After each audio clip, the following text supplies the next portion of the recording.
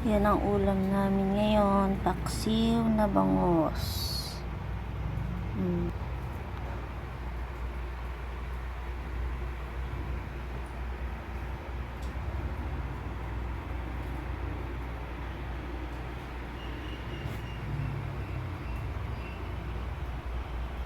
Tapang ko muna yan. Tapos meron pa kami dito. Meron ako dito binabad na daing na bangus. Mampipirig ito mamaya. Ulam mamaya ang gabi. Binabad ko lang muna sa dyan. Sa suka na may toyo.